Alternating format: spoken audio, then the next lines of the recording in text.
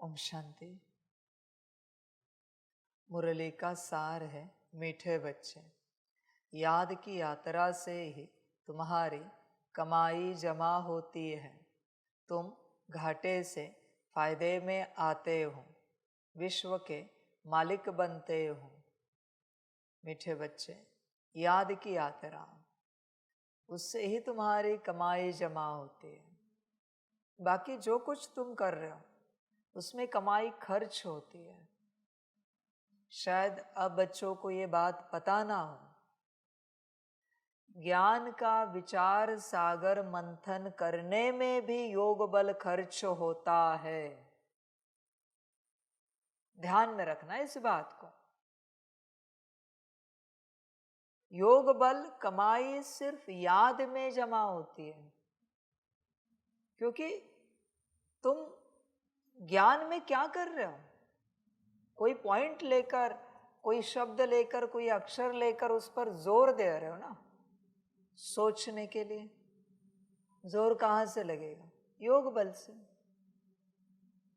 इसलिए जिन बच्चों को ज्ञान की आदत है उनका योग बल खर्च होता है। ज्ञान भी तो हाई एनर्जी है, ऊंची ऊर्जा है, पर उसे निकालने के लिए तुम्हें ऊंचा कष्ट करना पड़ेगा। समझ की बात है सारी। अभी तो तुम्हारे मशीन निकले हैं, पर तुम जानते हो ना मक्खन निकालने के लिए कितना कष्ट होता है। मक्खन में मजबूती है पर कष्ट भी उतना होता है ना। पुराने जमाने की बात करो जब हाथ से निकालते थे, अभी भी कहीं कहीं निकालते हैं। घी बनाने में कितना कष्ट होता है। इसलिए बच्चे, याद की यात्रा में ही कमाई है। कमाई को समझो। बाकी हर बात में खर्चा है बच्चे, हर बात में। समझो इस चीज को।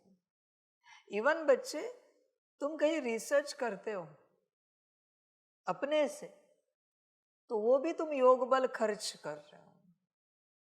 समझ कर रहे हैं।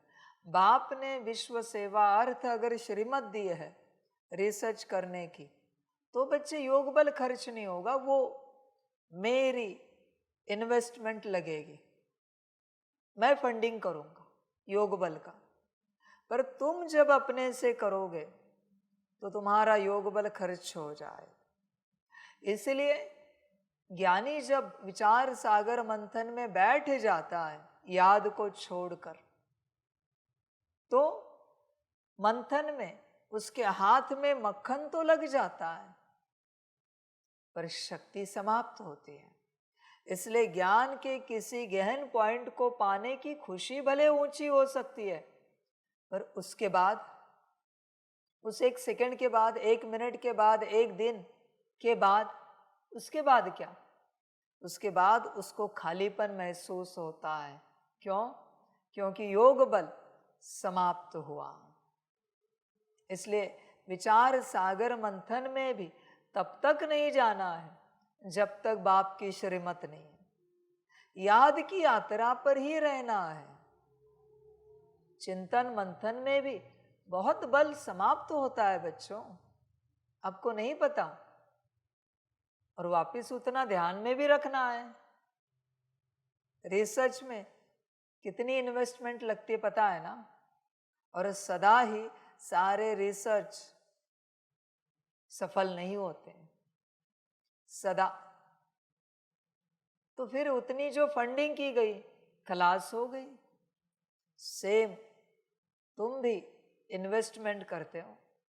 इसलिए बच्चे, याद की यात्रा को देखो, इसके ऊपर ध्यान दो, समझो इन चीजों को। तुम ज्ञान पर ज्यादा जोर मत दो। ज्ञान कितना समझोगे बच्चे?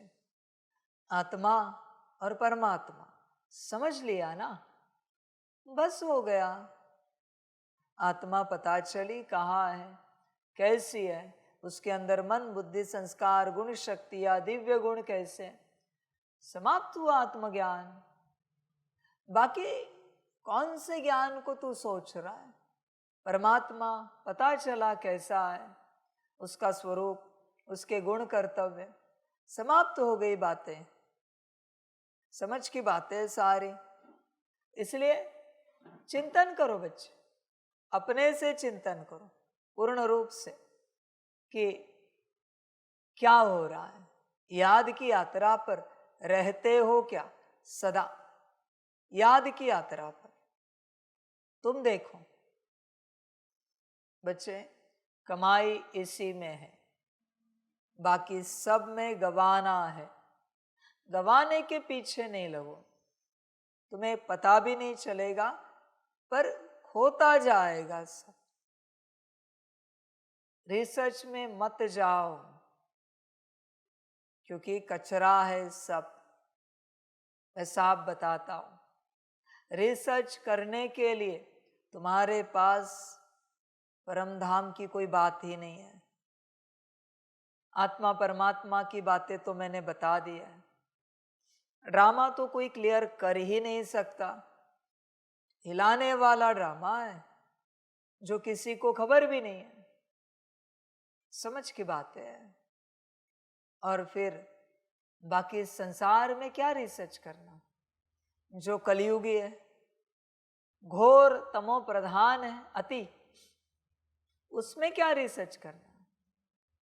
और तुम्हें जितने टॉपिक्स मिले हैं वो सब झूठी माया, झूठी काया, झूठा सारा संसार है। सारी कहानियां झूठी है। तुम क्या हिस्ट्री निकालोगे? तुम क्या बुद्धि में रखोगे? इतिहास से जो तुम्हें परमात्मा दिखाया गया है वो भी झूठ है, क्योंकि परमात्मा सिर्फ संगम पर आता है। द्वापर क्या परमात्मा बताएगा? कलयुग क्या परमात्मा बताएगा? और कलयुग के लोग परमात्मा के बारे में क्या बताएंगे? इसलिए तुम किसी भी बात में जाओ नहीं। खर्चा कर रहे हो बच्चे, अभी तो आपको पता भी नहीं। हिस्ट्री के ऊपर अलग अलग सीरियल, मूवीज बना के तुम्हें और भटकाने की कोशिश की जा रही। तुम्हें खबर भी नहीं क्या हो रहा है, क्या चल रहा है। एक ही हिस्ट्री के अलग अलग एपिसोड्स बनते हैं, एक ही रिसर्च के अलग अलग रिसर्च निकलते हैं। अब ध्यान से चेक करना, एक ये कहता है, दूसरा वो कहता है। एटम की थ्योरी पता है? ऋषि कणाद जी ने कहा कि इनडिविजिबल है। विज्ञान ने डिवाइड कर दिया, इलेक्ट्रॉन, प्रोटॉन, न्यूट्रॉन। उन्होंने वापस कहा दीज आर इनडिविजिबल, इनको तोड़ा नहीं जा सकता। वापस उन्होंने कहा सब एटॉमिक पार्टिकल उसके अंदर है। वापस सब सब सब निकालते गॉड्स पार्टिकल तक पहुंच गए। ये कहां रुकेगा? परमात्मा इतनी जटिल रचना नहीं करता, इतनी कॉम्प्लेक्स रचना नहीं करता। उसकी रचना बहुत सिंपल होती है, बहुत सिंपल। समझ है बच्चे? इसलिए यहां जो कुछ बताया जा रहा है बच्चे बहुत विचित्र है। सब पहले कहा मनुष्य बंदर से निकला है, बंदर से बना है। अभी थ्योरी चेंज हो गई, कहते कि कोई देवताएं आए थे अनुनाकी करके, उन्होंने मनुष्य को बनाया। सब चेंज होता जा रहा है बच्चे। इसलिए दुनिया के रिसर्च में मत जा, दुनिया के पीछे ना लग बच्चे। तुझे इसमें से कुछ भी पता नहीं है, क्या सत्य क्या असत्य। तुझे जो बताया तुझे जो बताया उसे तू सत्य मानता है। तुझे पृथ्वी का नक्शा पता है, मैप पता है, गूगल ने जो बताया तूने मान लिया, जियोग्राफी ने जो बताया तूने मान लिया। मैप जानता है, रियल मैप जानता है तू? देखा है तूने आसमान से? नहीं बच्चे, तुझे क्या पता है? रियलिटी तुझे क्या पता है? बाप पूछ रहा है। कुछ भी नहीं। बच्चे तू कुछ नहीं जानता। जो तू कहता है लाल रंग, लाल, ये कहां से आया शब्द? उस रंग को हरा क्यों नहीं कह सकते? तेरे पास उत्तर है। काला क्यों नहीं कह सकते? पीला क्यों नहीं कह सकते? लाल, इसका अर्थ क्या है? यू डोंट नो एनीथिंग, तुझे कुछ भी पता नहीं है। इसलिए बच्चे इन सारी बातों से दूर रहे। इसलिए बाप कहता है अब तक जो पढ़ा लिखा है सब भूल जाओ, और मैं जो सुना रहा हूं वो सुनो और उसे पक्का करो। बच्चे समझो इन बातों को, तुम्हें कुछ भी पता नहीं है, इसलिए ज्ञान की बातों में मत जाओ, मत जाओ बच्चे। बाप सिंपल तरीके से बता रहा है, तुझे बहुत मूंझा हुआ चाहिए, तब तुझे लगता है कोई बड़ी चीज है। सिंप्लिसिटी में दी तो तुझे कठिन लगती है। समझ की बात है बच्चे, जरा होश में आओ, जागरूक हो जाओ। इसलिए ज्ञान को बाजू रखो और याद की यात्रा पर चलते रहो, इसी में कमाई है। ज्ञान तुमने कितना सुना बरसों से? मुझसे सुना, ब्रह्मा तन में, पियो तन में, दादी तन में, यहां से भी सुन रहा है। कितनों से सुना, क्या मिला? नथिंग। इतना ज्ञान सुनकर भी सिवाय एक थोड़ी समझ के कुछ नहीं मिला। इस ज्ञान से तुझे सब कुछ कब मिलेगा? जब इसे धारणा में लाएगा, प्रैक्टिकल में। तो प्रैक्टिकल छोड़कर ज्ञान के पीछे लगा है, यही ज्ञान की माया है। असलियत में योग माया नहीं कहना चाहिए, ज्ञान माया कहना चाहिए। योग तो परम पवित्र अवस्था है। बच्चे देख, अपने आप को चेक कर, ज्ञान के पीछे दौड़ मत, बड़ी माया है। ठीक है, ज्ञान से रतन मिलते हैं, पर अगर तू अपने स्थिति में नहीं है तो वो ज्ञान किस काम का?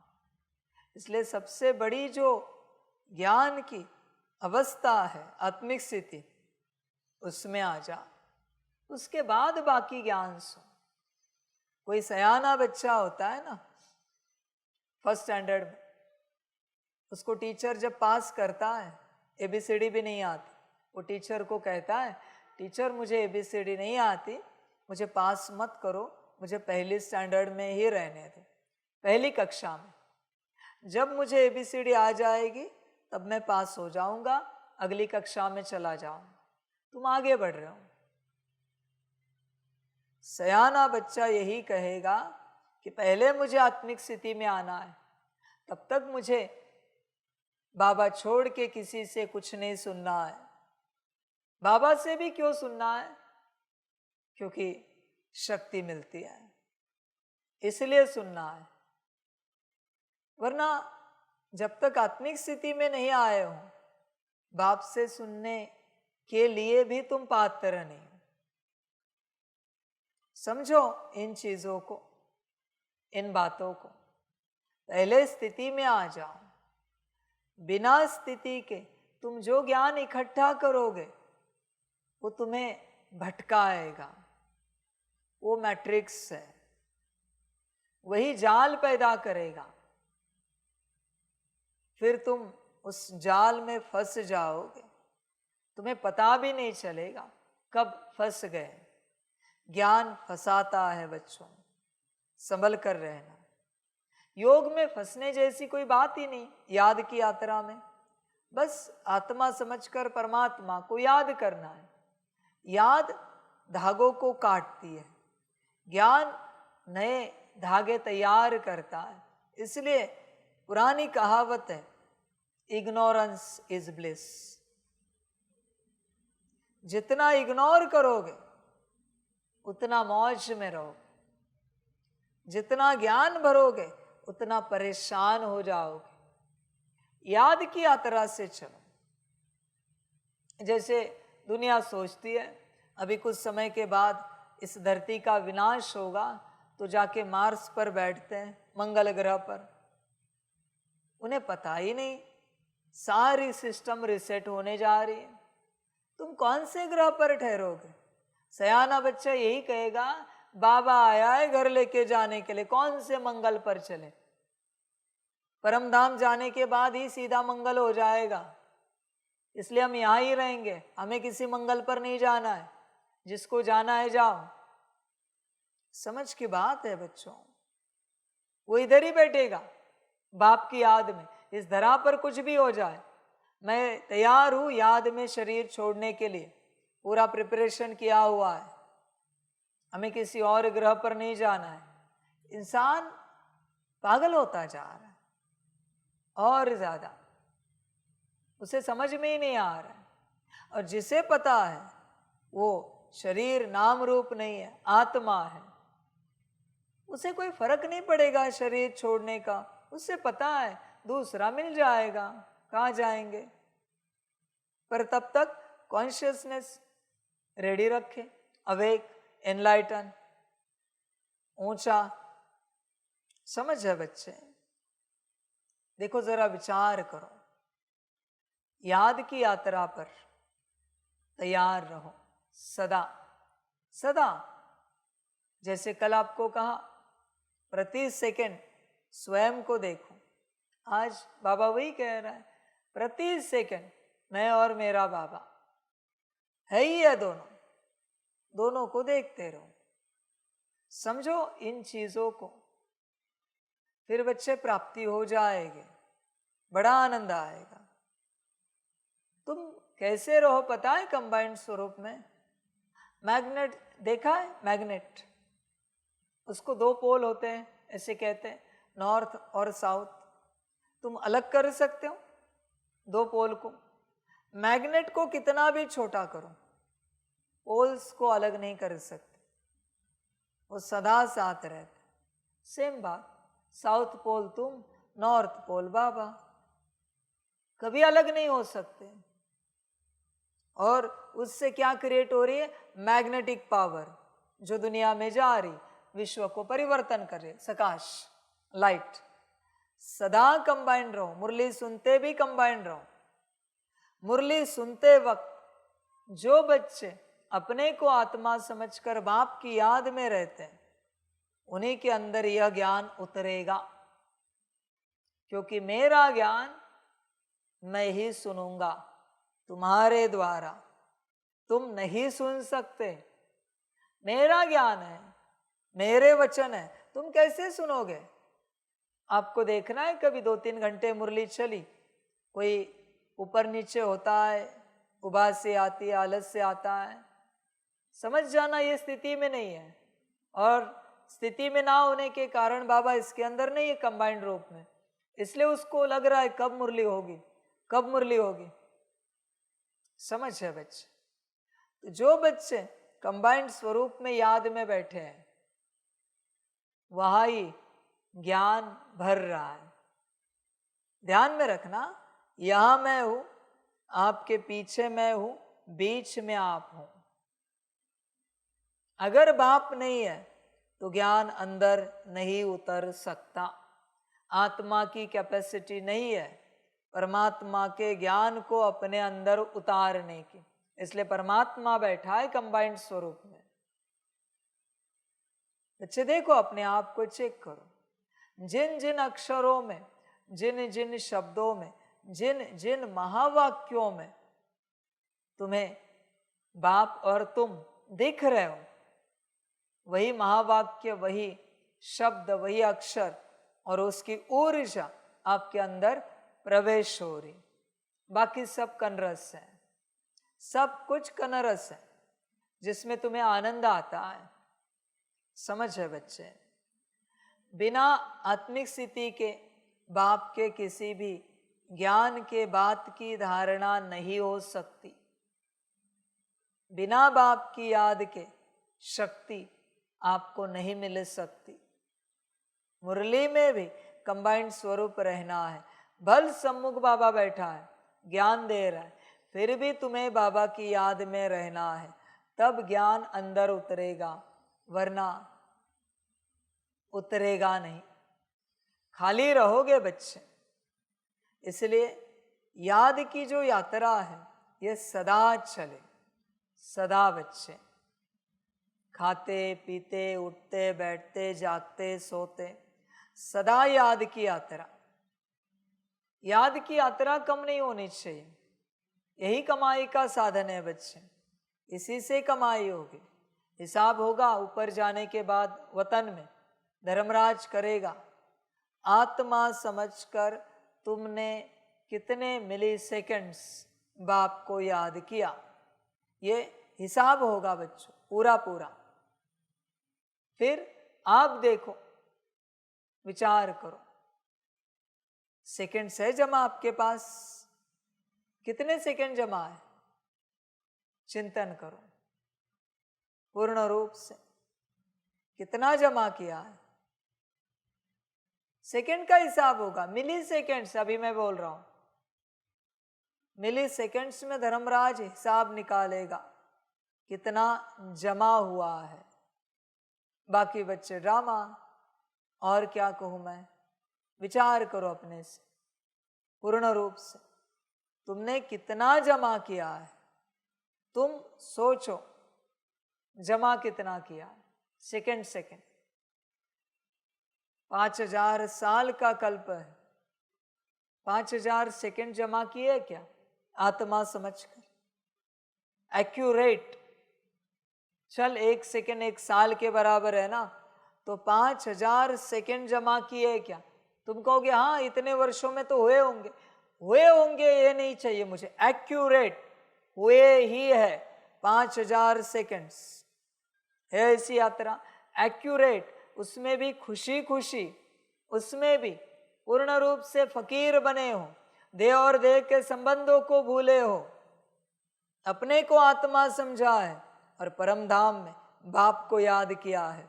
ऐसे 5000 सेकंड्स है, होंगे तो बताओ, वरना बच्चे ड्रामा। और क्या कहूं, इसको ही गिना जाएगा, इसमें से एक भी धारणा माइनस है, उस योग को एक्सेप्ट नहीं किया जाएगा। वो तो भावना है बच्चे भक्ति की, उसका तुम्हें भाड़ा मिलेगा, उसे स्वीकार नहीं किया जाएगा, वो योग में कंसीडर होता ही नहीं। फिर अंत में रोना पड़ेगा, इतनी अमृत वेलाएं की, इतने नुमाज शाम किए, इतनी भट्टियां की, और हमारे अकाउंट में 5000 सेकंड भी जमा नहीं हुए, रोना पड़ेगा। संभल कर रहना। और सिर्फ जमा करने की बात नहीं है, खर्च कितना किया है, विचार करो, खर्च कितना किया, दिन भर में कितना खर्चा होता है। मनमत पर कोई कर्म किया, खर्च हुआ, कोई बोल बोला, खर्च हुआ, कोई दृष्टि संकल्प वृत्ति वाइब्रेशन चलाए, खर्च हुआ। मनमत पे कुछ भी चला कि खर्च हुआ।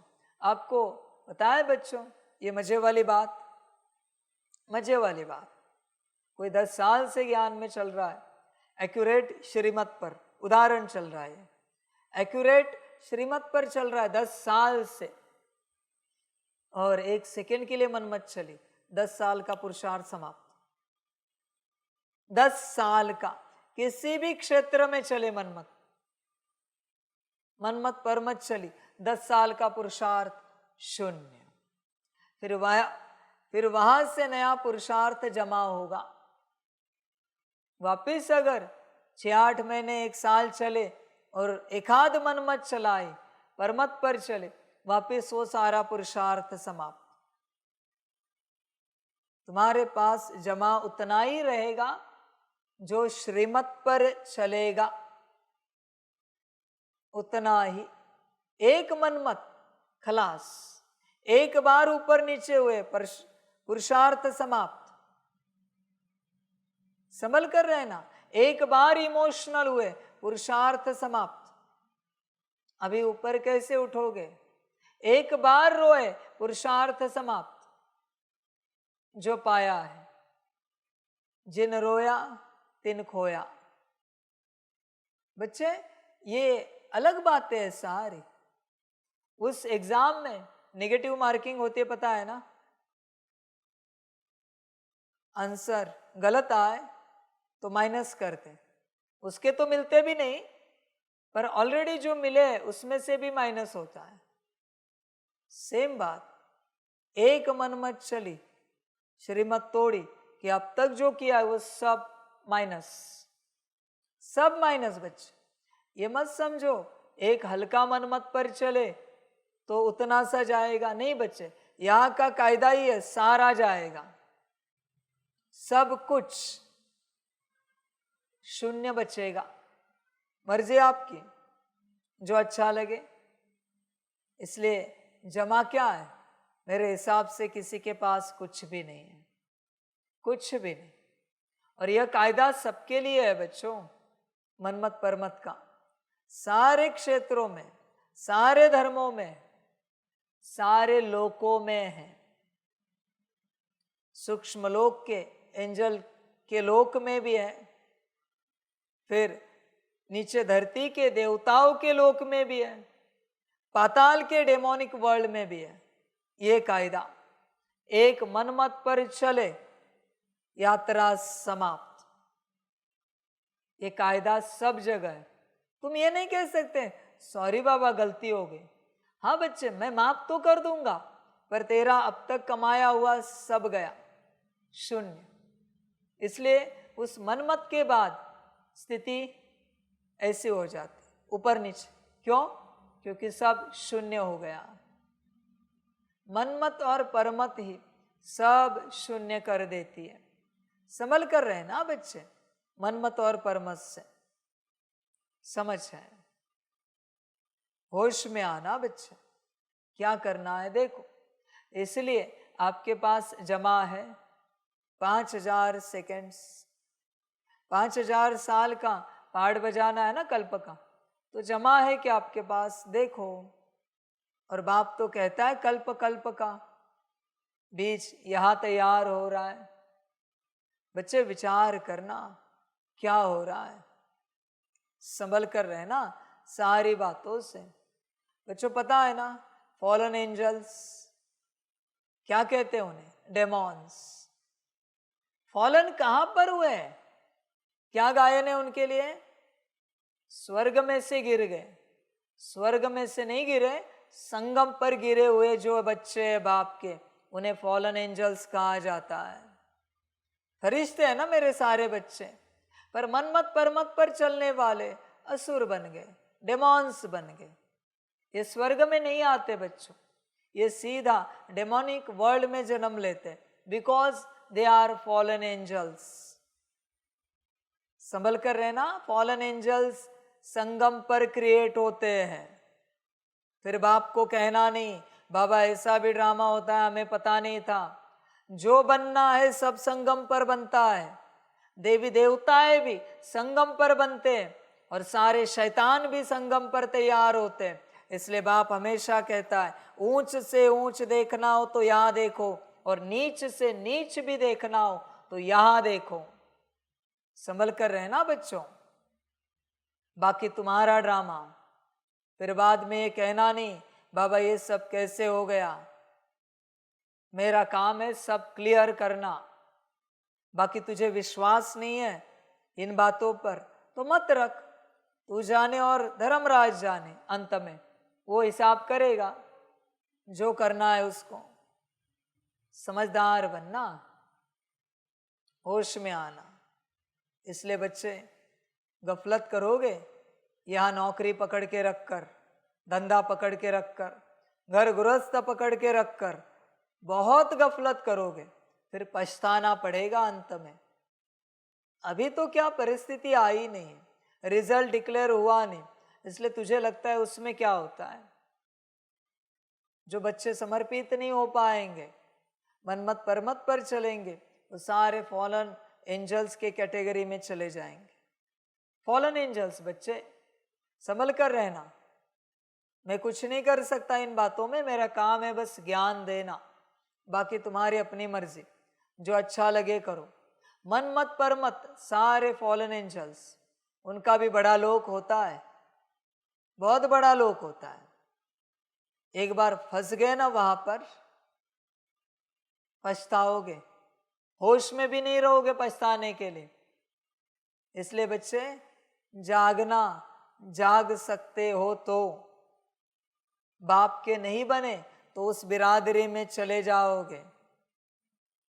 कैसे तुम्हें परमात्मा स्वीकार करे? तुम्हें परमात्मा पता ही नहीं है। परमात्मा पता होता तो तुम परमात्मा के बन जाते। समझ है बच्चे? इस संसार में कौन ऐसा मूर्ख है जिसे पता है ये परमात्मा है और वो संसार पकड़ के बैठे? कोई नहीं है बच्चों, इन मेरे बच्चों के अलावा, जो बाबा बाबा भी कहते हैं आकर और फिर गिर जाते हैं। समझ है बच्चों? बाकी ड्रामा बाबा क्या कहें, संभल कर रहना। मेरा काम है हर एक बात तुझे क्लियर करना। तुझे जो अच्छा लगे करता रहे, वो तेरी मनमत है। मैं श्रीमत तो दे रहा हूं, तुझे श्रीमत नहीं समझ में आ रही, ये तेरा दुर्भाग्य है। शायद तेरा भाग्य नहीं है तू ऊंचा उठ सके, आगे बढ़ सके, कल्याण कर सके अपना, ये तेरा भाग्य नहीं। बच्चे कहना आसान नहीं है, जैसे बाबा की मर्जी, ड्रामा की मर्जी। शैतान के लोक में जाना और पहाड़ बजाना कोई खाने की बात नहीं है बच्चे। शैतान के मुरीद बनना, जानते हो फिर संगम में अगले मिल भी नहीं सकते। शैतान के मुरीद बने हो, इसलिए जो कुछ होता है यहां पर होता है। अपने को देखो, आपके पास क्या है ऐसा जिससे आप स्वर्ग में जा सके। मैं अभी पद की भी बात नहीं कर रहा हूं, स्वर्ग में जा सके ऐसा क्या है आपके पास? विचार करो। स्वर्ग में तुम्हें कोई लेके जाए ऐसी क्या प्राप्ति है, ऐसा क्या बल जमा है, ऐसी कौन सी कमाई है तुम्हारे पास जमा जो तुम्हें स्वर्ग में लेके जाए? विचार करना। ईश्वर की धरनी में लेके जाए, ईश्वर के स्थान में लेके जाए, घर में लेके जाए, ऐसा तुम्हारे पास क्या है? सोचो बच्चे। इसलिए सब छोड़ो और याद की यात्रा में बैठो। और मैंने लास्ट टाइम भी कहा ना आप सबको, याद की यात्रा उससे कभी नहीं होती जिसके पास अपना कुछ है, घर, गाड़ी, बंगला, नौकरी, धंधा, परिवार, धन। जिसके पास मेरा कहने के लिए परमात्मा के अलावा कुछ भी है, उसकी याद की यात्रा कभी नहीं होती। वो याद कर ही नहीं सकता, इम्पॉसिबल है याद करना। उसको लगता होगा वो याद कर रहा है, पर वो याद नहीं है, वो बस माया है, उसका भ्रम है, इल्यूजन है कि वो याद कर रहा है। जिसके पास अपना कुछ है वो याद नहीं कर सकता। अरे बच्चे, भक्ति में कोई मुझे याद नहीं कर सकता, पूजा पाठ में, जिसके पास अपना कुछ है। इसलिए तो सन्यासी जंगल में चले जाते। और तुझे लगता है ज्ञान में तू याद कर पाएगा मुझे? तेरे पास तेरा कुछ है तो। समझ है बच्चे? धर्मराज का पहला सवाल होगा ऊपर वतन में जाने के बाद कि आपके पास अपना क्या बचा था शरीर छोड़ने से पहले, जो आपका था। आपने एक उत्तर भी दिया, फलानी चीज आउट। आगे मैं कुछ नहीं पूछना चाहता। कितना ज्ञान, कितना योग, कितनी धारणा, कितनी सेवा, आउट। चलो ये दुर्गति में, क्योंकि इसके पास इसका कुछ था। अगर तेरे पास तेरा था तो बच्चे ज्ञान, योग, धारणा, सेवा हो ही नहीं सकती, इम्पॉसिबल है। आगे बढ़, चल निकल यहां से। नेक्स्ट, आपके पास अपना क्या था? वापिस वो कहेगा फलाना, आउट। बात ही नहीं करनी आगे। शून्य नहीं हुआ ना, तो तू ज्ञान, योग, धारणा, सेवा ले ही नहीं सकता। उसमें तेरी प्रोग्रेस हो ही नहीं सकती, इम्पॉसिबल है। फिर वापस वही बात, कोई आएगा, मेरे पास मेरा कुछ नहीं था, कुछ भी नहीं बचा, सब स्वाहा हो गया, क्योंकि जो था वो बाप का था, यज्ञ में स्वाहा हुआ। वापस सवाल, सारा यज्ञ में स्वाहा हुआ? कहेगा सारा तो नहीं हुआ, थोड़ा सा 10-20% परिवार को दिया, आउट, चल निकल, इनका हिसाब करो उधर। तीसरा, चौथा, पांचवा आएगा, आपकी क्या बात है, बोलो क्या था? कहेंगे कुछ नहीं था, यज्ञ में सब स्वाहा हुआ। सब स्वाहा किया, तू समर्पित हुआ, वो नहीं हो पाए, आउट। मैं अभी से बता रहा हूं तुम्हें क्या होगा ऊपर, आउट। नेक्स्ट कहेंगे सब स्वाहा किया, मैं भी समर्पित हुआ, मन, बुद्धि, संस्कार। कहेंगे कभी कभी याद आती थी परिवार की, आउट। लौकिक परिवार की याद आती थी, आउट, बाहर, इनका हिसाब करो। नेक्स्ट कहेंगे सब स्वाहा हुआ, मैं भी समर्पित हो गया, मन बुद्धि संस्कार भी यज्ञ में ही लग गया बाबा के पास। पर बोलो, कहते हैं कि थोड़ा मन होता था, ये सेवा में हम जाए, वो सेवा में हम जाए, आउट, चलो बाहर, पता नहीं कितना हिसाब है। नेक्स्ट कहेंगे ये सब हुआ, लगता था हमें भी ये सेवा मिले, ये पद मिले, हमसे भी ये कार्य हो जाए, आउट। नेक्स्ट लगता था सारा होकर हम भी संदेशी बने, हम भी स्पीकर बने, इंटेंशन गलत दिख रहा है, आउट। बचेगा क्या? संभल कर रहना, मैं यहां ही हिसाब बता रहा हूं तुम्हारा, संभल कर रहना। मुश्किल कोई निकलेगा, कहेगा कुछ नहीं, सब स्वाहा किया, वो भी बाबा ने कराया, बाबा का सब बाबा ने स्वाहा कराया, ये आत्मा भी बाबा की, ये मन बुद्धि संस्कार भी बाबा के, बाबा ने स्वाहा कराए। जहां बाबा ने रखा, जैसे रखा, उसकी मर्जी, उसने जो कराया, कितना कराया हम नहीं जानते, हमने कुछ नहीं किया। बाकी बाबा ने जो हमसे कराया वो उसी ने कराया, हमने तो कोई सेवा नहीं की यज्ञ में चलते, बल्कि शायद यज्ञ से हमने खाया पिया पहना वो बोझा है हम पर, क्योंकि हमें खुद को याद नहीं आ रहा है कि हमने कोई सेवा किया है, क्योंकि जो सेवा है वो भी तो बाबा ने कराई। फिर धर्मराज कहेगा आओ बैठो, बाद में बात करते हैं, बैठो, ये अलग कैटेगरी बनेगी, तुम्हारा एक संकल्प भी तुम्हें आउट कर देगा, संभल कर रहना बच्चे। बड़ा 108 में आना है, 16,108 में आना है, अष्ट रतन बनना है, पता है क्लियरेंस फॉर्म भरा है, सारी बातों का हिसाब कड़ा है, तुम जानते नहीं, जब निकलेगा तब पता चलेगा क्या होता है क्या नहीं होता है, समझ की बात है।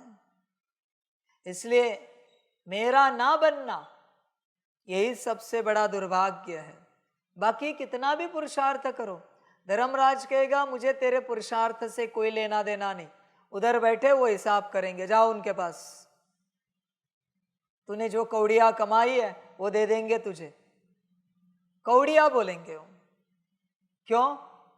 क्योंकि तू बाप का नहीं बना, इसलिए कौड़िया मिलेंगे, रतन नहीं मिलेंगे, भर भर कर कौड़िया मिलेंगे, बाकी तेरी मर्जी, मेरा काम है सब क्लियर करना। और बच्चों यज्ञ में चलते एक दूसरे के प्रति भी कोई संकल्प चलते अशुद्ध, उसका भी हिसाब होगा। संभल कर रहना बच्चों, बाप जिम्मेवार नहीं है। और अगर ये संकल्प चलते रहे तो अगले कल्प का तुम्हारा बाप के साथ का पाठ समाप्त हो जाएगा। ये आखिरी कल्प है, जी लो, दोबारा तुम कभी नहीं मिलोगे। इस प्रकार से सम्मुख मिलोगे तो भीड़ में मिलोगे। यहां बहुत प्योरिटी से चलना पड़ता है। तुम ये नहीं कह सकते आया मर गया, लिखा गया, अब तेरा पाठ समाप्त, नो एक्सक्यूज।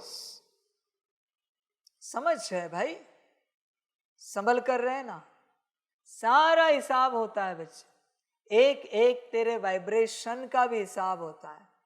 कुछ भी नहीं कर सकते यहां पर, इसलिए समझ कर चलो, संभल कर चलो, फिर बाद में पछताना ना पड़े। तुझे क्या लगता है तेरे कर्म दिख नहीं रहे तो तू कुछ भी करेगा सब एक्सेप्ट होगा? नहीं बच्चे, समय देख रहा है, ड्रामा देख रहा है, धर्मराज देख रहा है, सारा सूक्ष्म लोक देख रहा है।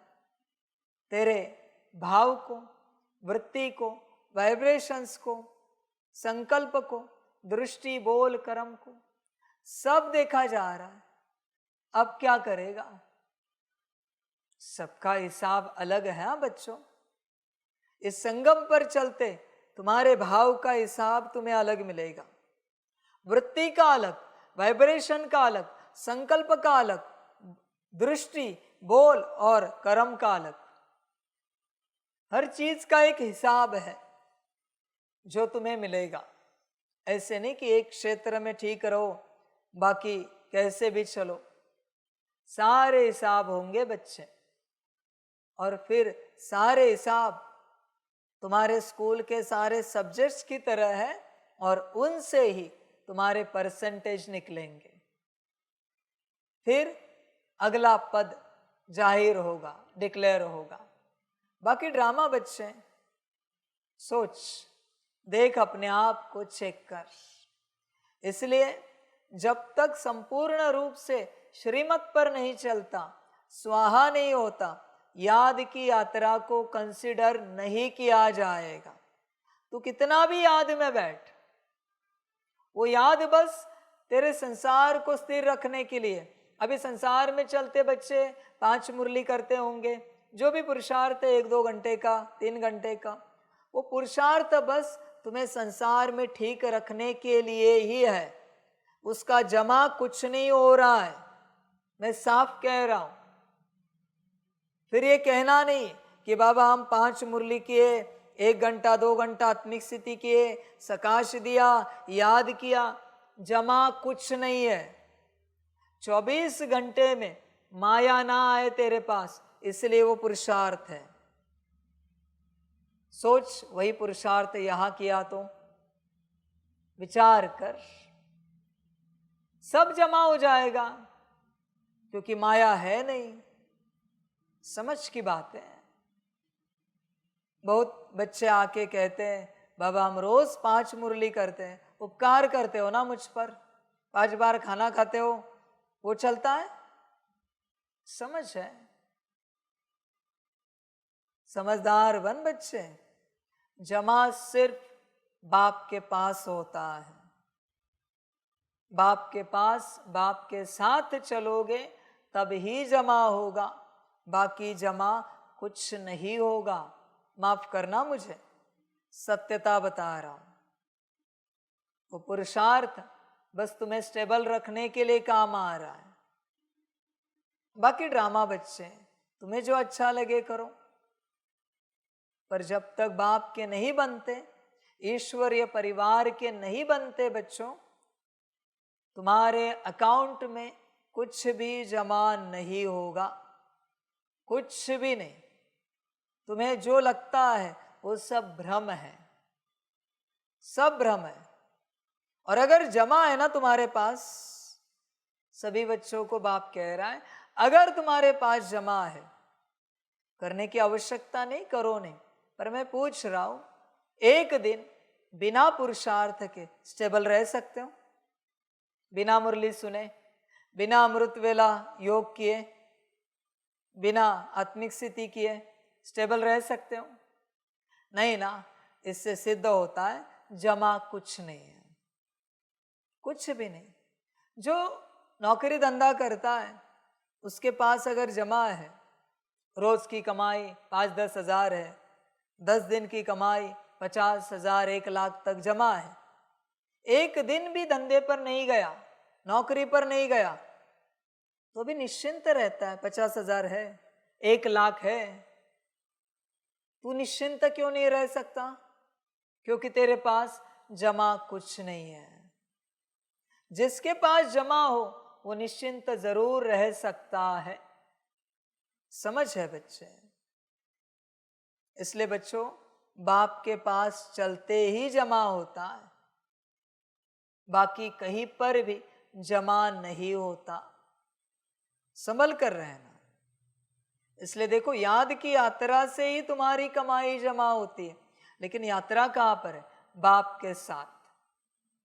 बाकी तुम क्या यात्रा करोगे बच्चे? क्या करोगे? घर परिवार में चलते तुम तुम्हारे इष्ट देवता कुल देवता को याद करते हो, तो फिर साल में 1 बार 2 बार उनके स्थान पर क्यों जाते हो? पता है तुम्हें वहां क्या प्राप्ति है? तुम जानते हो, इसलिए साल में 1 बार 2 बार जरूर जाते हो। भक्ति वाले बच्चे। उसी प्रकार अगर सदा के लिए वहां गए तो, उसी मंदिर में रहे तो, उसी गांव में रहे तो जहां तुम्हारे इष्ट देवता कुल देवता है, वहां पर ही घर लिया तो, वहां ही समर्पित हो गए तो कितनी प्राप्ति होगी? साल में 1 बार जाने से इतनी प्राप्ति होती है, तो सदा वहां ही समर्पित हो गए तो कितनी होगी? पर अकल नहीं है, जान जो अटकी है संसार में। सेम बात उसी प्रकार से यहां 1 बार बाबा मिलन करने के लिए तुम आते थे दादी तन में, और साल भर ऊर्जा रहती थी। बरोबर है? साल भर। मधुबन विजिट भी किया तो भी 5-6 मास ऊर्जा बनी रहती थी, दिमाग में वही रहता था मधुबन। और सदा के लिए मधुबन के बने तो मैं वही समझा रहा हूं, सदा के लिए बाप के बने तो मिलन क्या मनाना है? सदा के मिलन। अभी मुझे बताओ, तुम मधुबन निवासी बन गए और बाबा मिलन चल रहा है, हर बाबा मिलन में तुम्हारी एंट्री है। ऐसे नहीं कि तुम्हारे स्टेट का टर्न आएगा तभी तुम्हें लेटर मिलेगा। अरे हो ही मधुबन में, और मधुबन निवासियों से अलग से बाप मिलता है, वो बात निराली, वो गिफ्ट बड़ा। पर ये हर किसी को अकल नहीं है। कहते हैं नहीं, नौकरी धंधा करते आएंगे ना साल में 1 बार, दीदी ने लेटर दिया तो 2 बार आएंगे, कभी 1 आध मास 15 दिन 1 हफ्ता सेवा के लिए भी आएंगे। उसमें इतना जमा होता है, तो सदा का अगर यहां बन जाए तो कितना जमा होगा, कल्पना कर। पर शायद तेरा भाग्य नहीं है जमा करने का, इसलिए तू बन नहीं पा रहा है ईश्वरीय परिवार का हिस्सा, बाप का बच्चा। बच्चे विचार कर, सब समझ है। जिसको यह फायदा नुकसान समझ में नहीं आता ना, वो नहीं चल पाएगा। ये प्योर बिजनेस है, स्पिरिचुअल। अशुद्ध को समाप्त करना और शुद्ध को अपने अंदर भरना प्योर बिजनेस है। बाप का बनना और सारी अशुद्धता को खलास करना, और शुद्ध इतना भरना कि ऊंच पद पाए। कभी कभी आपने सुना होगा, किन्हीं राजाओं के प्रधान होते थे, मंत्री होते थे, राजा के साथ रहकर अपनी झोली इतनी भरते थे कि राजा के पास भी इतना नहीं होता, उतना उनके पास जमा होता है। बन गए ना ऊंच। समझ की बात है बच्चे, वो अशुद्धता है। पर ये मैं शुद्ध बात तुम्हें बता रहा हूं कि यहां बाप के साथ चलते इतना भरो, इतना पाओ कि अगले अनेक कल्प सुहावने हो जाए, बहुत ऊंचे हो जाए। बच्चे विचार कर, तुझे फायदा घाटा पता है? समझ है बच्चे? तू उन कौड़ियों के पीछे पड़ा है, फायदा घाटा, उस सैलरी के पीछे, मनी के पीछे, बिजनेस में तू घर परिवार के पीछे पड़ा है और तुझे पता ही नहीं तेरा खुद का घाटा कितना हो रहा है इन सारी बातों के पीछे लगकर, तुझे खबर भी नहीं है। इसलिए बच्चे होश में आओ पूर्ण रूप से, देखो विचार करो, फायदे घाटे की बात है, कमाई जमाए नहीं मेरे हिसाब से। देख बच्चे, अंत में पछताना ना पड़े जब धर्मराज के साथ खड़े रहोगे, फिर रोना आएगा, क्या पाया, मैंने हिसाब बताया है। और जब तक शून्य नहीं बनते याद की यात्रा नहीं हो सकती। जीवन में याद करने के लिए कुछ ना बचे, जीवन में याद के लिए कुछ ना बचे। कुछ है अगर पीछे, घर है, गाड़ी है, बंगला है, परिवार है, कुछ भी बात है जीवन में पीछे, तो बच्चे आगे नहीं बढ़ पाएगा, यात्रा नहीं हो पाएगी। याद करने के लिए पीछे है ना कुछ, इसलिए बाप कहता है स्वाहा, संपूर्ण रूप से शून्य। बाप ने तो ये भी कहा है, अब तक जो पढ़ा लिखा है वो भी भूल जाओ। तू भूलने के लिए राजी नहीं है, तुझे याद है सब, समझ है, कुछ भी याद ना हो, कुछ भी। बाप कोई चीज उठाए दुनियावी और पूछे बच्चे ये क्या है, नहीं मुझे पता नहीं, आप बताओ बाबा क्या है, क्योंकि दुनिया ने तुझे सिखाया एप्पल है। मैं कुछ और कह सकता हूं, एप्पल को एप्पल नाम किसने दिया है, मेरा सवाल है। संतरे को संतरा नाम किसने दिया है, जैकफ्रूट को जैकफ्रूट नाम किसने दिया है। मैं कुछ और दूं तो बताओ जरा, सारी सब्जियां तुम्हारी, सारे फल जो भी हो, नाम किसने दिए, कहां से आए, हु टोल्ड यू, किसने तुझे बताया इसको यही कहते हैं। मैं कुछ और कह सकता हूं, इसको नाक ही कहते, ये तुझे कहां से पता चला। मैं कान कह सकता हूं, मैं कह सकता हूं जहां से सांस अंदर जाती है बाहर आती है उसे कान कहते हैं, तो जहां से आवाज सुनाई देती है उसे नाक कहते हैं, तो इसलिए बाप कहता है अब तक जो पढ़ा लिखा है सब भूल जाओ, पर तू राजी नहीं है, यही तेरी माया है। बच्चे होश में आ जा, जब तक तू इस दुनियावी प्रोग्रामिंग से बाहर नहीं निकलता तब तक बच्चे तू मेरा ज्ञान नहीं ले पाएगा, क्योंकि दुनियावी बातें तुझे पता है। होश में आ जा, तू कुछ जानता है बच्चे, तुझे कुछ अता पता है, तुझे कुछ जानकारी है, तू कुछ ज्ञानी है। और जब तक तू ज्ञानी है तब तक मेरे हिसाब से अज्ञानी है, मेरा ज्ञान उठा नहीं पाएगा, क्योंकि दुनियावी सिस्टम में चल रहा है। तो शायद परमात्मा की कुछ और सिस्टम हो सकती है, नामकरण कुछ और होगा। क्या जैकफ्रूट को सतयुग में जैकफ्रूट ही कहते हैं, एप्पल को एप्पल ही कहते हैं, संतरे को संतरा ही कहते हैं, जो सब्जियां है उनको वही नाम होता है सतयुग में। तो तुम्हें किसने कहा?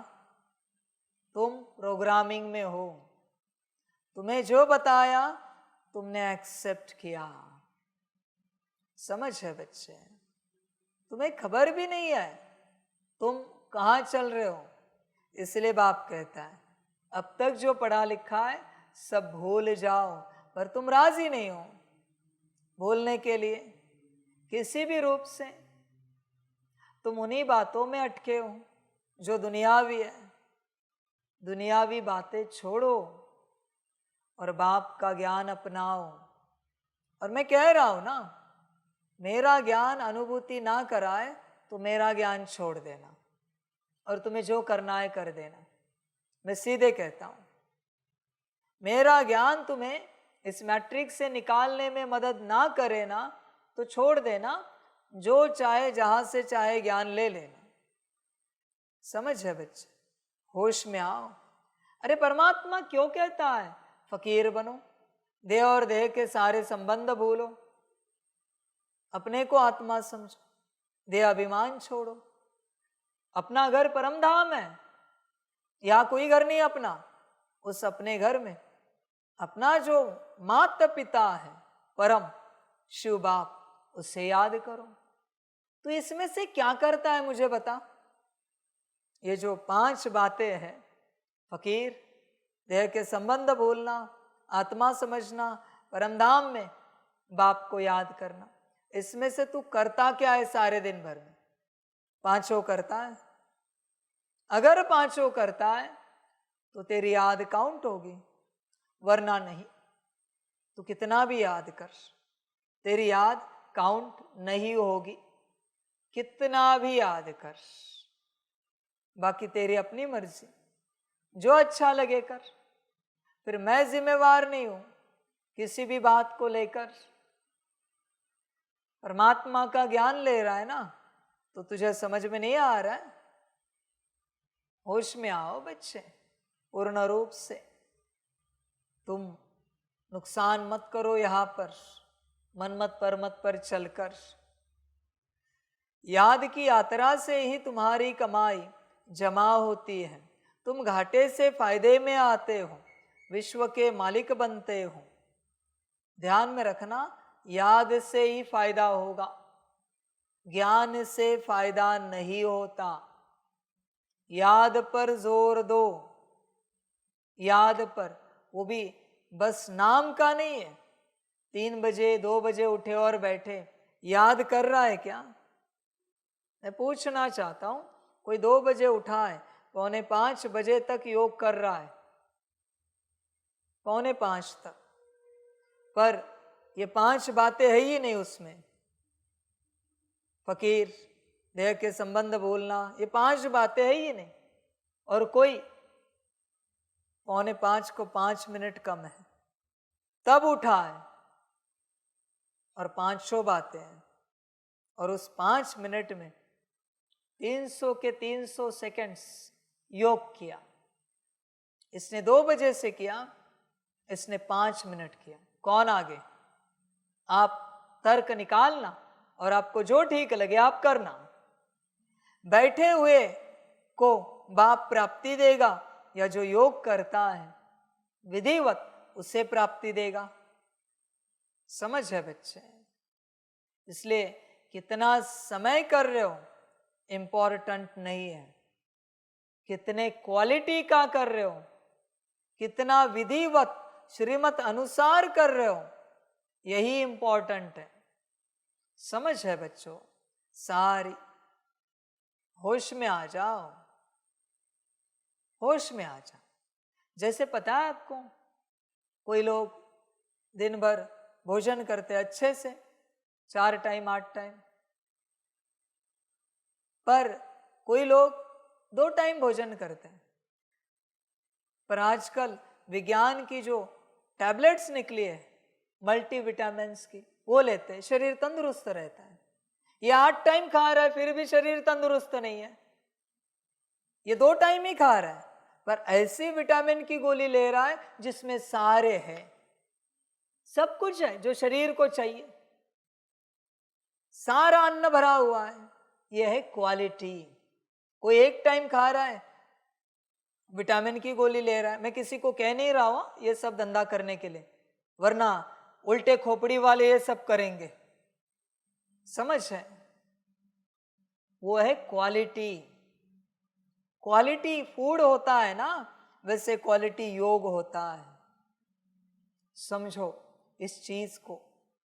क्वालिटी नहीं है ना बच्चे तो मतलब नहीं है, सब शून्य है, कोई उपयोग ही नहीं है किसी भी बात को लेकर। क्वालिटी मोस्ट इंपॉर्टेंट है हर बात में। बड़े लोगों को देखा है क्वालिटी वाली चीजें लेते हैं, थोड़ा पैसा एक्स्ट्रा देते हैं, पर क्वालिटी वाली चीजें लेते हैं। क्यों? टिकती है, अच्छे से चलती है, कंफर्ट देती है। समझ है बच्चे? ऐसे ही कोई खर्चा नहीं करता बच्चे चीजों पर, ऐसे थोड़ी करेंगे कोई खर्चा। महंगी गाड़ियां 10, 20, 30 साल चलती है। वो विंटेज कार होते हैं ना, कितने पुराने हैं, फिर भी आज भी चल रहे हैं। आपकी अभी की गाड़ियां चलती है इतनी, 5 साल में खलास हो जाती, कबाड़ा बन जाती है। मतलब महंगी चीजों की बात नहीं है, वो क्वालिटी की बात है। उसी प्रकार योग भी क्वालिटी वाला हो तब जमा होगा, बैठने से कुछ नहीं मिलेगा। मुरली का एक महावाक्य सुना पर धारणा में लाया, दैट्स क्वालिटी, उसे क्वालिटी कहा जाता है। ऐसे नहीं कि अनगिनत महावाक्य सुने और धारणा का अता पता ही नहीं। उपयोग क्या है सुनने का? समझ है बच्चे? क्वालिटी पर ध्यान दो। सब तुम्हारे उद्धार का तुम्हारे आसपास ही है, बस तुम्हें पता होना चाहिए किसमें तुम्हारा उद्धार है। बाकी बच्चे ड्रामा, होश में आ जाओ। मीठे बच्चे, याद की यात्रा से ही तुम्हारी कमाई जमा होती है। तुम घाटे से फायदे में आते हो, विश्व के मालिक बनते हो। ध्यान में रखना, विश्व के मालिक बनने के लिए बहुत कुछ जमा चाहिए। बच्चे सैंपल कौन है? ब्रह्मा ना, उसके पास अपना क्या बचा, तब उसका योग स्टार्ट हुआ। ध्यान में रखना, तब उसका ब्रह्मा का योग स्टार्ट हुआ जब उसके पास अपना कुछ भी नहीं रहा। तब जब तक कुछ था तब तक ब्रह्मा का भी योग नहीं लगता था। जो मुरली में ब्रह्मा कहता है ना, मैं भी भूल जाता हूं बाबा को घड़ी घड़ी, मना कुछ बचा था। आत्मा है वो भी, ऐसे नहीं ब्रह्मा है तो पहले ही सेकंड से एकदम क्लीन एंड क्लियर रहेगा। नंबर 1 पापी आत्मा है ना, पतित कहते हो ना तुम ही। नंबर 1 पतित है तो समय तो लगेगा ना पावनता की ओर जाने में। सिंपल सी बात है, समय लगा, पर जो बैठे और बैठकर धीरे धीरे धीरे शून्य होकर उस अवस्था में जो पहुंचे, सैंपल बन गए, नंबर 1 में आ गए। यह है ड्रामा, वंडरफुल। होश में आ जाओ बच्चे, शून्य बनने बिगर कुछ भी नहीं होगा। क्यों बच्चे? क्योंकि तुम्हारे पास जो है ना वो कहाँ का है? पुराने जन्म का है। तो पुराना जन्म कौन सा है? ब्रह्मा अगर नंबर 1 पतित है तो तुम क्या पावन के हो औलाद? तुम भी तो पतित हो ना, फिर पापी हो ना, तो सब पाप का ही है ना जमा है वो। वर्षा हो, घर गाड़ी बंगला हो, नौकरी कहां से मिली है? पुराने ग्रह जो है तुम्हारे प्लैनेट जन्म पत्री के, उनके हिसाब से मिली है ना। बिजनेस कहां से शुरू किया है? ये परिवार कहां से मिला है? पुराने जन्म पत्री के हिसाब से मिला है ना। देख जन्म पत्री में तो पुराना सब पाप का है ना। तो पुराना स्वाहा करने के लिए कह रहा है ना बाप, जो पाप का है। क्योंकि जब तक स्वाहा नहीं करेगा पाप का, पुण्य का जमा कैसे होगा? बाकी तुझे लगता है जमा होगा तो तेरे हिसाब से चल, मुझे कोई आपत्ति नहीं। बच्चे होश में आ, पुराना सब शून्य करना ही पड़ेगा, क्योंकि सब पाप का है। सारी की सारी कमाई पाप की है। भले ईमानदारी से कमाया होगा फिर भी पाप का है, क्योंकि पुराने महातमो प्रधान जन्म का, महापतित पापी जन्म का कमाया हुआ है। समझे? अभी तेरी अपनी मर्जी। पाप का साथ रखकर तू पुण्य कमाना चाहता है, कमा सकता है कोई? मुझे बता, किसी ने चोरी का धन लाया है, कोई सोना चांदी कुछ भी लाया, कोई चीज है चोरी करके अपने पास रखी है, पॉकेट में है, और वो परमात्मा की याद में बैठा है, याद स्वीकार होगी? पहुंचेगी याद? सिंपल बात है, तेरे पास पाप का है। तू पाप का लेकर मुझे याद कैसे करेगा? तू ही तर्क लगा, सत्य बोल रहा हूं या फिर मैं ऐसे ही बता रहा हूं? तू ही कंक्लूजन निकाल। पाप का खा रहा है, पाप का पी रहा है, पाप का पहन रहा है, पाप का छोड़ और बाप का ले, तब कल्याण होगा। समझ है भाई? होश में आ। जिस दुनिया में नौकरी करके कमाया है वो दुनिया भी पापी है। जिस दुनिया में बिजनेस करके कमाया है वो दुनिया भी पापी है। बोल, कमाई कैसी है, पाप की या फिर पुण्य की? भले ईमानदारी से किया है। मुझे बताओ, कोई पापी तुम्हारे दुकान में आया और 2 रुपए की सब्जी लेकर गया, तुम्हें पता है ये महापापी है, उसके 2 रुपए कहाँ रखोगे? अपने पॉकेट में रखोगे? सिंपल सवाल है। कोई महापापी है जिसने बड़ी कंपनी खोली है, मैन्युफैक्चरिंग यूनिट, जहां तुम्हें बड़ी मैनेजर की पोस्ट मिली है, तुम ये भी जानते हो ये महापापी है, सैलरी वो दे रहा है, पुण्य की है, तो तूने जो कमाया है वो किस चीज का है? पाप का है। तुझे नहीं समर्पण करना है, मत कर और मर, मुझे क्या लेना देना है? मेरा काम है तुझे बताना, तुझे जो लगता है कर, मेरा काम है ज्ञान देना। पाप का जमा करके बैठा है और पुण्य कमाना चाहता है, पॉसिबल नहीं है बच्चे, इम्पॉसिबल है, हो ही नहीं सकता। पुण्य तू कमा ही नहीं सकता, क्योंकि तेरे पास जो पाप का है पहले वो सब खाली कर, शून्य हो जा। और नहीं करना है मत कर। शून्य होने बिगर प्राप्ति नहीं है। हर रूप से शून्यता, बाप से ही खाना पीना पहनना उठना बैठना सब बाप से और यज्ञ से, तब जमा होता जाएगा। समझ है? आपको अनुभव करना है, कुछ नहीं करो, बस अपने लौकिक परिवार से 10 रुपए मंगाओ और वो 10 रुपए यहाँ इस्तेमाल करो, देखो क्या होता है। कितने तो दिनों के लिए तुम्हारे स्थिति को लेकर क्या होता है देखना। परिवार से 10 रुपए मंगाओ, बस, ज्यादा नहीं कह रहा हूं, 10 रुपए ऑनलाइन, और उस 10 रुपए को इस्तेमाल करो। चल इस्तेमाल भी ना कर, अपने अकाउंट में रखो, देख क्या होता है। समझ है बच्चे?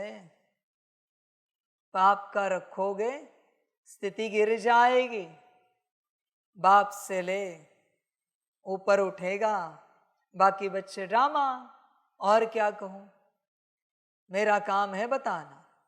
विश्व के मालिक वही बनते हैं जो यहां बेघर बनते हैं, शून्य हो जाते। बाकी जो शून्य नहीं हो सकते, मेरे बच्चों, मालिकपन का ख्वाब छोड़ दो। आप कभी मालिक नहीं बन पाओगे, क्योंकि आप शून्य नहीं बने हो। बेगर टू प्रिंस यही गायन है, संपूर्ण रूप से बेगर। ऐसे नहीं रखा कि थोड़ा कुछ है वो प्रिंस बनेगा, बेगर टू प्रिंस ही। बाकी आपको लगता है नहीं ऐसे भी बन सकते तो ट्राई करना, अंत में रोना नहीं बस।